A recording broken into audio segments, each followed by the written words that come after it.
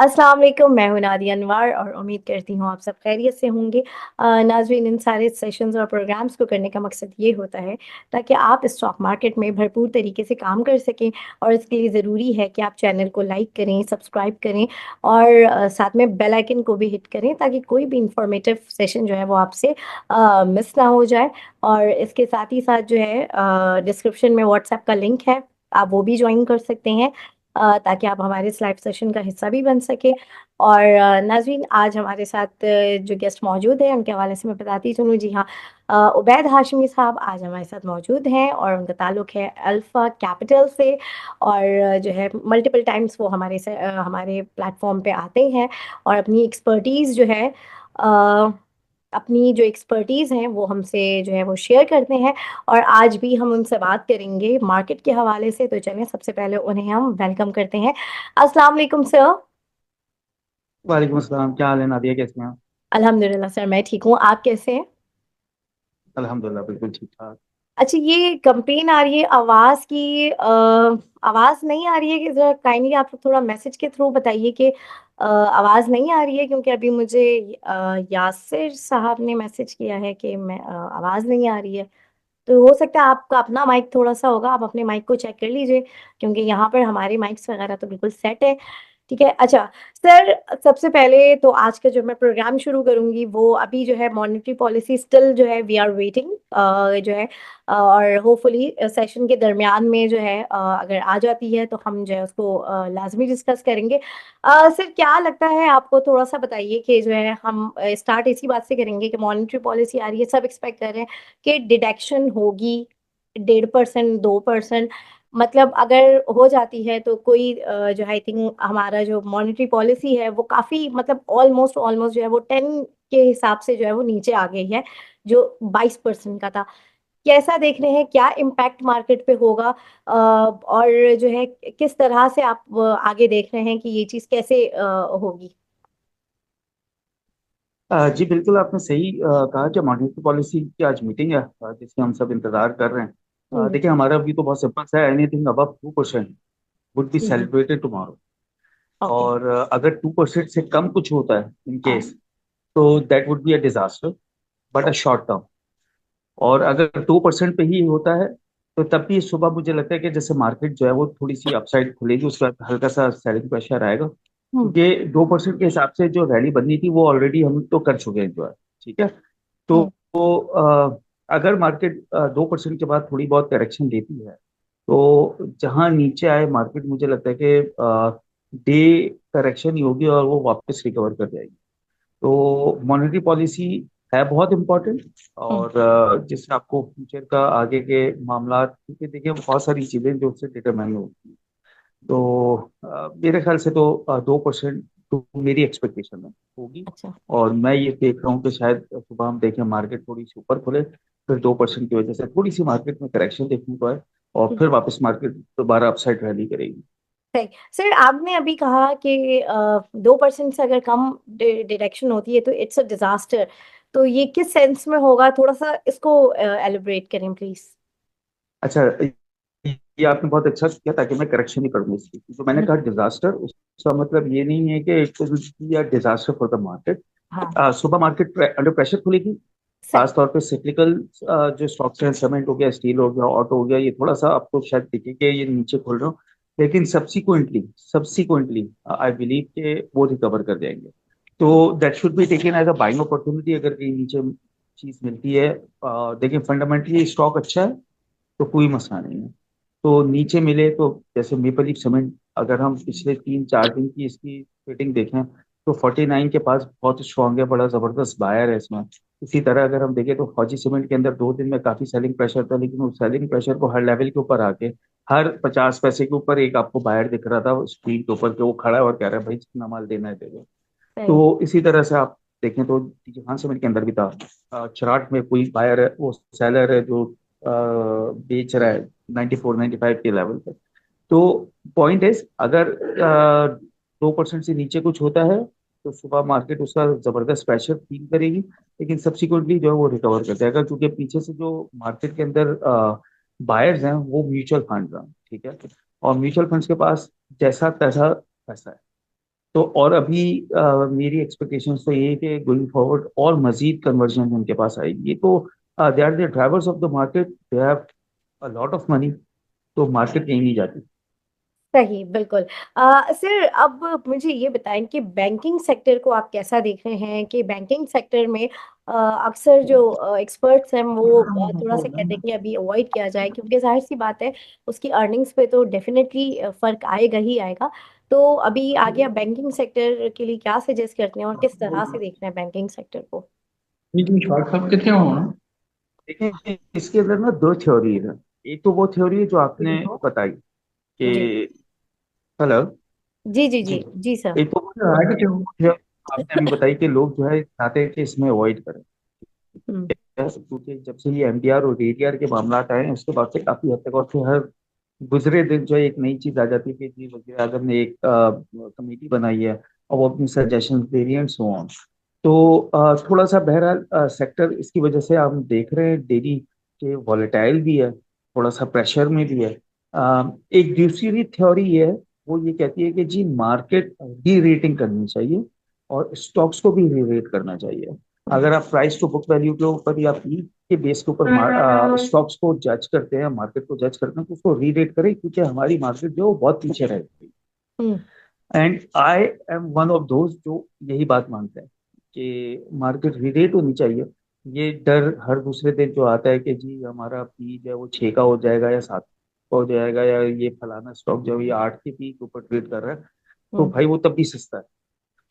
ठीक है, और जिस तरह के इन्फ्लोज हैं, जिस तरह के आगे प्रोस्पेक्ट्स हैं, कोई ऐसी चीज फिलहाल नजर नहीं आती जो कि मार्केट को डेंट करे या मार्केट के अंदर किसी किस्म की कोई मेजर करेक्शन हो जाए। ऐसे ही होगा कि मार्केट 2000 पॉइंट 2500 पॉइंट नीचे जाएगी, क्लोज करेगी 1000 पॉइंट नेगेटिव के ऊपर, या कभी इस तरह से, लेकिन कोई मेजर करेक्शन। और ये याद रखिएगा कि ये 2000 2500 पॉइंट्स जो है ना, ये डे करेक्ट करके मार्केट अपने आप को स्टेबल कर रही है। हम जब 40,000 45,000 पे थे तो वहां 4000 पॉइंट्स की जब करेक्शन होती थी तो हम कहते थे करेक्शन इससे ज्यादा मंदी है, क्योंकि 10% बनता था 4000। अब आप हैं 1,16,000 17,000 के इंडेक्स पे। अब यहाँ पे जो है ना, ये वॉलेटिलिटी जो होती है ना 2,000 2,500 3,000 पॉइंट्स की, दैट हाँ। Should be taken as a normal activity. ठीक है, सही है, मार्केट का लेवल ये है। अब यहाँ पे अगर मिसाल के तौर से मैं कोई स्टॉक बेचने के लिए आता हूँ और मैं इन्वेस्टर हूँ और मेरे पास क्वांटिटी है, तो मैंने लिया हुआ, मेरे बाइंग रेट से वो 200 रुपये ऊपर आ गया और मैं बेचने के लिए आऊंगा तो मैं 10 रुपये नीचे भी मारूंगा, मुझे फर्क नहीं पड़ेगा। सही, तो बिल्कुल। उसकी वजह से जो हैवी वेट इंडेक्स के अंदर जो स्टॉक्स हैं, जिसमें बैंक्स हैं, ईएनपी हम्म हैं, आपके पावर सेक्टर के स्टॉक्स हैं, तो अगर कहीं ये प्रेशर आता है तो उसको एक नॉर्मल कोर्स ऑफ एक्शन लेना चाहिए, रादर के उसके ऊपर परेशान हो जाए वो बाजार के अंदर क्या हो जाए। तो सही। आगे नियर फ्यूचर में मुझे मार्केट के अंदर किसी किस्म की कोई पैनिक वाली सिचुएशन नहीं दिखती है, इल्ला ये कि आगे जाके कोई पॉलिटिकल इंस्टेबिलिटी होती है तो वो उसका तो हम कुछ नहीं कर सकते। हाँ, बिल्कुल ऐसे ही है। अच्छा, यहाँ पर हमारे पार्टिसिपेंट्स के सवालात हैं। उवैस जी, उवैस साहब अपना सवाल कीजिए प्लीज। सर अस्सलाम वालेकुम। जी, वालेकुम जी, सलाम। वालेकुम सलाम। मेरी आवाज़ आ रही है? अच्छा। अच्छा, मेरा क्वेश्चन ये था कि ये माड़ी पेट्रोलियम ने जो अपने शेयर्स फ्रीज किए थे और फिर उन्होंने कहा था कि आप टैक्स पे करेंगे तो उनके बाद उसके बाद वो शेयर्स जो हैं वो मिल जाएंगे। तो मेरे कुछ शेयर्स जो थे वो मैंने उसका टैक्स पे कर दिया था, लेकिन वो अभी तक मेरे अकाउंट में आए नहीं। तो इस सिलसिले में आपको कोई नॉलेज है कि वो कब तक आएंगे, या अभी तक उसका केस चल रहा है या क्या है? देखिए, इसके लिए तो आप अपने ब्रोकर से बात करें। ना मैं कुछ बता सकता हूँ, ना नादिया कुछ बता सकती है, ना कुछ मैं यहाँ बता सकते हैं। आपका ब्रोकर जो है ना, नहीं, उसको पता होगा। ओवरऑल जस्ट मेरे से रिलेटेड नहीं। नहीं, जस्ट मेरे मेरे ख्याल से से तो रिलेटेड क्लाइंट, नहीं है ये। मैं यार ओवरऑल बहुत मिल बहुत चुके अरसा हो हैं गया या लोगों नहीं को मिले? मिलना, बहुत अरसा हो गया जो लोगों को मिल चुके हैं। और कुछ लोगों के जिन्होंने वो बोनस की पेमेंट लेट की थी, डेफिनेटली उनको देर से मिलेंगे। तो ये आप अपने ब्रोकर से पूछें कि क्या स्टेटस है उसका। ओके ओके, ठीक है, थैंक यू। जी जी, रऊफ महमूद साहब आप अपना सवाल कीजिए। अस्सलाम वालेकुम सर। जी, वालेकुम सर सलाम। मेरा ये सवाल मेरा ये सवाल है कि बैटरीज के बारे में क्या आपकी राय है कि टीबीएल को एक्यूमुलेट करना चाहिए सर? मेहरबानी, शुक्रिया। देखिए, बिल्कुल बैटरीज के ऊपर मेरा तो व्यू बहुत पॉजिटिव है, लेकिन जहाँ तक टीबीएल की बात है तो मुझे उसके बारे में, स्टॉक के बारे में कुछ खास पता नहीं। हाँ, ये जरूर पता है कि लोगों से इधर उधर से खबरें आ रही होती हैं कि जी ये स्टॉक अच्छा है, इसमें काम करना चाहिए। अच्छा, एक चीज ये भी है कि जब ये ट्वीट से अलग हुआ था तो उसके बाद इसका रेट भी कुछ शायद 40-50 रुपये हो गया था। तो उसके बाद ये वापस अगर यहाँ पे 14-15-16-18 रुपये पे मिल रहा है तो बेट ली जा सकती है। अभी तो मार्केट में वाली सिचुएशन है कि मिट्टी को भी हाथ लगाओ तो सोना बन रही है। तो ठीक है, अगर है तो आप इसके ऊपर अपनी पोजीशन मेंटेन कर सकते हैं। इसके अलावा मुझे बहुत टीबीएल के शुक्रिया बारे में सर। स्पेसिफिक। जी। अच्छा, जी। टीपीएल जी, के अस्सलाम बारे में वालेकुम। आपको तकलीफ नहीं है? चलो ठीक है सर, शुक्रिया, मेहरबानी। सही। जी, जी मोहम्मद वेलकम। उसामा साहब, आप अस्सलाम अपना वालेकुम। सवाल कीजिए प्लीज।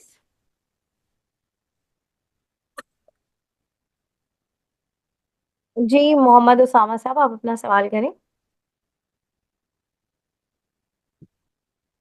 चलें, बासित फारूक, आप अपना सवाल कीजिए।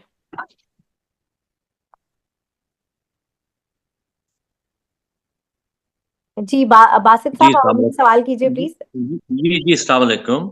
जी, जी, वालेकुम। मेरा सवाल है वेलकम। कि फार्मास्यूटिकल सेक्टर्स के जो स्टॉक्स हैं वो 3 टाइम्स भी हो गए हैं, 4 टाइम्स भी हो गए हैं, लाइक ग्लेक्सो देखें, एलियन देखें, और इसी तरह आप एबर्ट देखें, वो अभी काफी अच्छा परफॉर्म कर रहा है। एजीबी भी तकरीबन ऐसे दुगना तिगना हो गया। तो इनमें क्या पोटेंशियल है फर्दर? इन लेवल पे एंट्री लीजिए तो आगे क्या देखते हैं?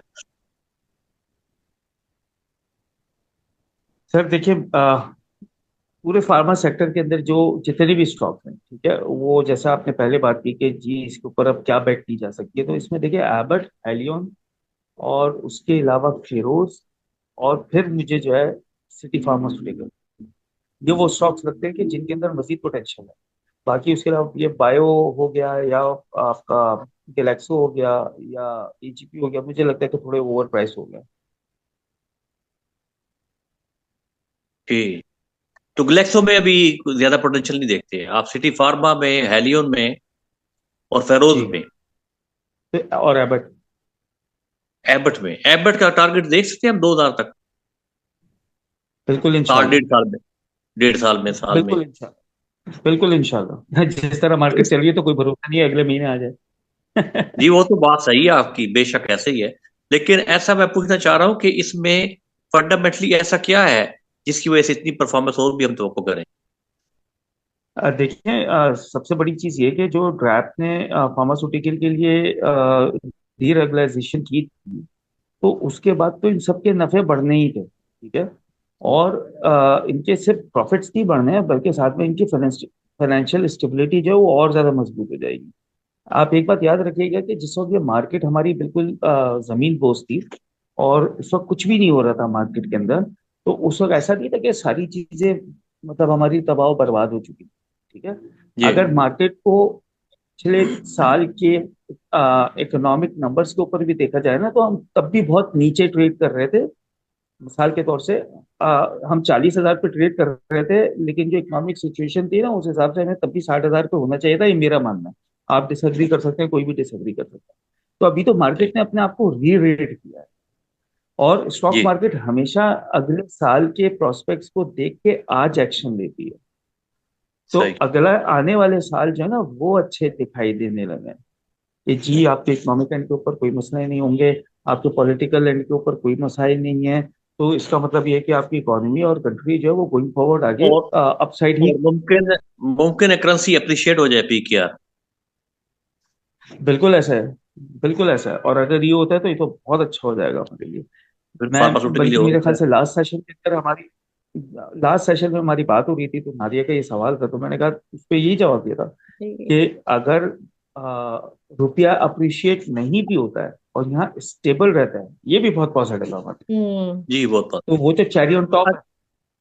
वो तो जी चेरी ऑन जी टॉप होगा कि आपकी जो करेंसी जो है वो अप्रिशिएट हो जाए।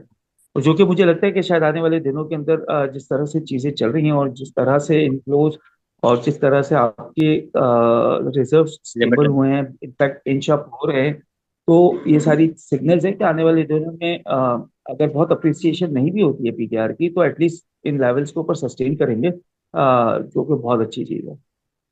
अच्छा, यही सिटी फार्मा के ऊपर मैं सवाल करूंगा। सिटी फार्मा मेरे पास था जी।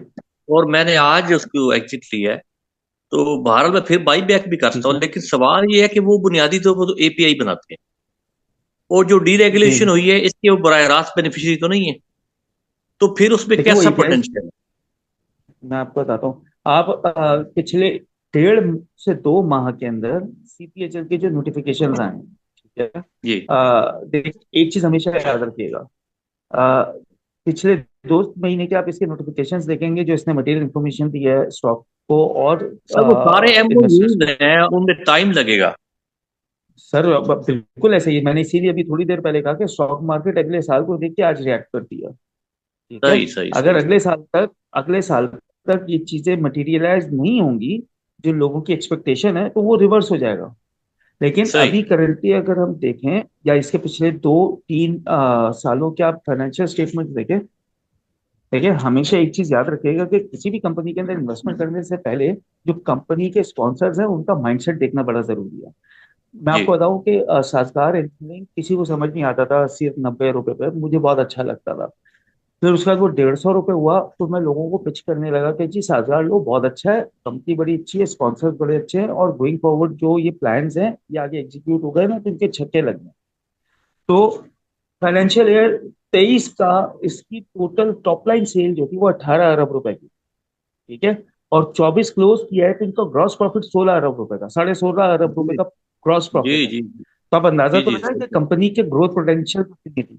तो सिटी फार्मास्यूटिकल में मैं ये कोई टारगेट प्राइस नहीं दे रहा हूँ आपको सिटी फार्मा की, मैं ये कह रहा हूँ कि the sponsors they are very active, और उनकी एक्टिविटी आपको दिखाई दे रही होती है, जिस तरह से वो एमओयू साइन कर रहे हैं और कुछ प्रोजेक्ट्स वो स्टार्ट कर रहे हैं। उनको मुख्तलिफ दावियों से अगर आप देखेंगे, तो ग्रोथ पोटेंशियल है कंपनी के अंदर।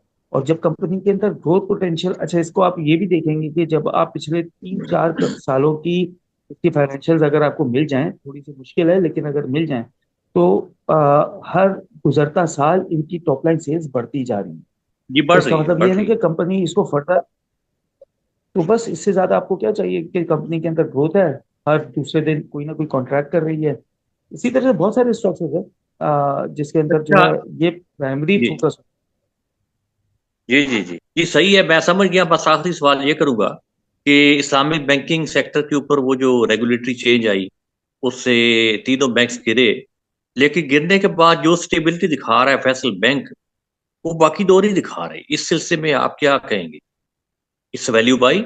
अच्छा देखिए, जब पहली दफा ये खबर आई थी, क्योंकि अपेरेंटली बड़ी नेगेटिव थी कि जी जो शरिया बैंक हैं उनके जो है वो नफे उड़ जाएंगे। बहरहाल जी इसका जी इम्पैक्ट जरूर है इस पे। लेकिन जब उसके ऊपर थोड़ी सी गौर व फिक्र की, तो एक चीज और नजर आई। वो ये नजर जी आई कि मिनिमम डिपॉजिट रेट की अगर बात करें, इसका मतलब ये कि जो शरिया कंप्लाइंट बैंक हैं और जो कमर्शियल बैंक हैं, वो एक एक ही सफ में खड़े हो गए, महमूदो आयाज।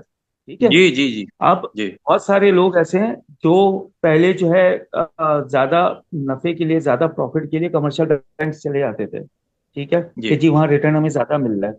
अब जब रिटर्न मोरलेस सेम होना शुरू हो जाएगा, तो वही बंदा जो कि कमर्शियल बैंक के अंदर जाके बस सॉरी डिपॉजिट करता है, वो कहेगा कि यार चलो कोई बात नहीं, मुझे हलाल प्रॉफिट मिल जाएगा, मैं मिजान में आके डिपॉजिट करा देता हूँ या फैसल बैंक के अंदर डिपॉजिट करा देता हूँ। तो एक तरफ इनको हिट जरूर पड़ी कि इनका जो वो जो बफर था वो कम जरूर हो गया। लेकिन दूसरी तरफ अगर आप इनके डिपॉजिट्स को 15 या 20% से बढ़ा दें, तो जो जी नुकसान इनको वहां पर हो रहा है वो कवर अप हो जाएगा। तो मुझे थोड़ा डिपॉजिट सा ग्रोथ ये बढ़ बात नहीं जाएगी। समझ। बहुत जी, शुक्रिया डिपॉजिट बासित साहब। ग्रोथ बढ़ जाएगी, इससे बिल्कुल, फैसल बैंक ये बहुत अच्छा ये है। कंप्लीट कर लें सर, फिर उसके बाद फर्दर क्वेश्चंस भी हैं हम उनसे बस बस पूछेंगे। मैं कंप्लीट करने जा रहा हूँ जी। बस तीनों बैंक्स में से मुझे टॉप पिक बता रहे, फैसल बैंक रखूं या इस्लामी रखूं या मीज़ान में? Faisal Faisal. Thank you sir, that's all. बहुत शुक्रिया तो बासित नाइस। साहब। अच्छा, यहाँ पर ये भी मैं बताती चलूँ कि इस वक्त जो है मॉनेटरी पॉलिसी अनाउंस हो चुकी है और 2% जो है वो डिडक्शन हो चुकी है। और 13% हेलो। जो है 15 से अब 13% जो है वो मॉनेटरी पॉलिसी जो है वो हो चुकी है। यहाँ पर बहुत शुक्रिया रऊफ महमूद साहब, आपकी दुआ का आमीन, जजाकल्ला, बहुत शुक्रिया। और नदीम साहब ने भी मैसेज किया कि भाई मॉनेटरी पॉलिसी के हवाले से कि 2% डिडक्ट हो चुकी है। और ये फर्दर हम इसी के हवाले से हम बात करेंगे। अब यहाँ पर नेक्स्ट क्वेश्चन जो है, जरा काइंडली आप लोगों से रिक्वेस्ट है कि थोड़ा सा जो है सेशन का टाइम लिमिटेड है, तो अपने सवाल आप लोग जल्दी जल्दी कीजिए ताकि सबको मौका मिले। मोहम्मद उसामा, जल्दी से आप अपना सवाल कर लीजिए प्लीज। अस्सलाम सर। सर मेरा ही क्वेश्चन था कि आईबीएल एचएल जो है वो फार्मा सेक्टर पूरा मूव कर गया है, बट इसमें कोई मूवमेंट नजर नहीं आई है। इसका सवाल जवाब दे दें। और दूसरा ये कि एचकार और एवेंसियन के बारे में आप क्या समझते हैं, कहाँ तक जा सकते हैं ये? जी थैंक यू। अच्छा देखिए, आईवीएल आईवीएल का कोई खास मैं व्यू नहीं दे सकता। ठीक है, मेरी शायद स्क्रीन पे भी नहीं है। जहाँ तक होंडा कार और एवीएन की बात है तो दोनों स्टॉक बहुत अच्छे लगते हैं, लेकिन मुझे थोड़ा सा लगता है कि होंडा कार सही है, से ओवर प्राइस सा लगता है मुझे थोड़ा। कंपैरेटिव अगर हम देखें तो मुझे लगता है अभी गंधारा ऑटोमोबाइल के अंदर या गंधारा इंडस्ट्रीज के अंदर या साजगार के अंदर ज्यादा जगह है कंपैरेटिव उसके। सही। बहुत शुक्रिया जी। एस के, जल्दी से अपना सवाल कर लीजिए। जी एस के, आप अपना सवाल कीजिए प्लीज। अच्छा, यहाँ पर अमीन शाह, आप अपना सवाल कीजिए प्लीज। जी अस्सलाम वालेकुम। वालेकुम सलाम। थैंक हाँ। यू वेरी मच नादिया, आपका प्रोग्राम माशाल्लाह बहुत अच्छा। सर मेरा सवाल एक तो होंडा के बारे में था, वो आपने बता दिए। और दूसरा सरले के बारे में है कि ये सरल जो है इसके बारे में आप क्या एडवाइस करना चाहेंगे? सर सर्ल के बारे में मैं एडवाइस करूंगा कि फेयरली प्राइस है। ठीक है, इसमें ट्रेडिंग ज्यादा करें और बैच। सही। और दूसरा छोटा सा सवाल ये है कि जी मॉनेटरी पॉलिसी 2% तो कम हो गई, क्या ये ऑलरेडी इसमें बिल्ड हो गई है जो मार्केट तेजी थी? तो क्या आप समझते हैं कि इसको मार्केट कैसे रिएक्ट करेगी कल? पॉजिटिवली रिएक्ट करेगी बॉस। और इन केस की अगर कोई छोटी मोटी सी मार्केट के अंदर सेलिंग दिखाई दे तो वहां पे बाइंग बनती है। Thank you. जी। माजिद, माजिद साहब, आप अपना सवाल कीजिए प्लीज। अस्सलाम वालेकुम। अच्छा सर, मेरा माशाल्लाह। क्वेश्चन ये था कि आज हप्पो ने बड़ा अच्छा परफॉर्म किया है, तो अब हप्पो के जो फंडामेंटल्स हैं वो तो काफी ज्यादा चेंज हो गए हैं।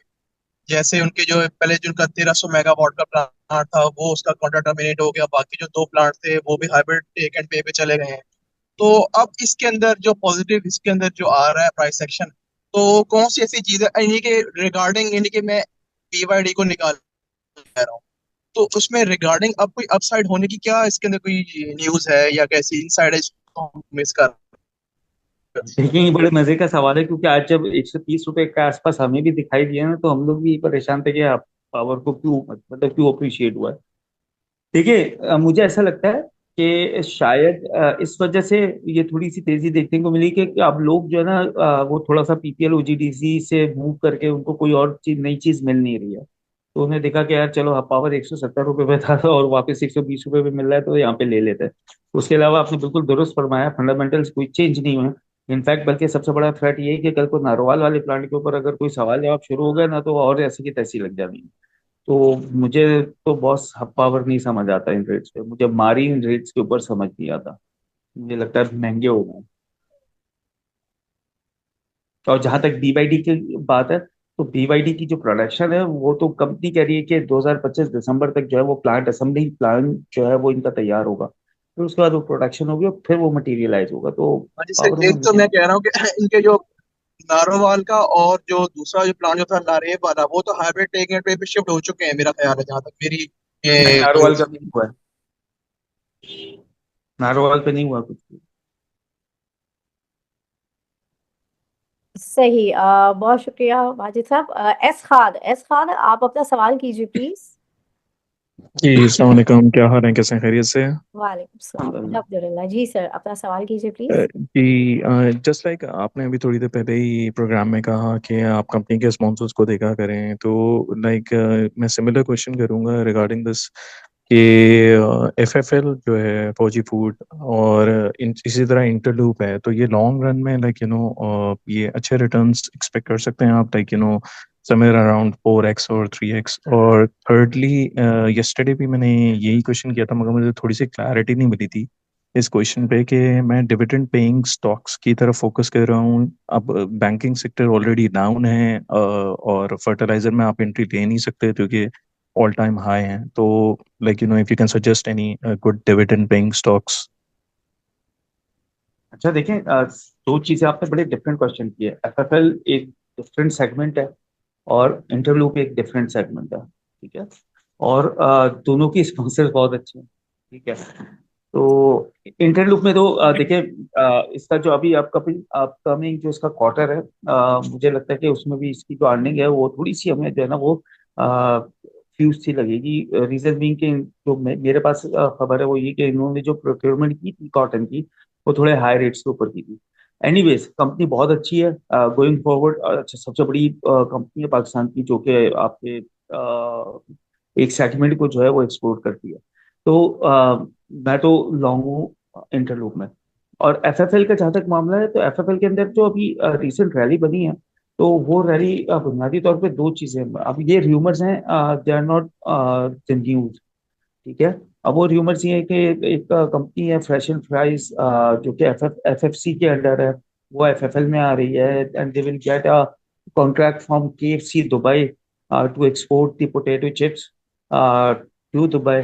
सो एक ये है। दूसरा ये भी आ रहा है कि जी Almarai had shown interest to buy stakes in FFL. So if we combine both of these rumours and if they are true, तो फिर तो ये डबल हो जाएगा यहाँ से। ठीक है, विदाउट एनी डाउट।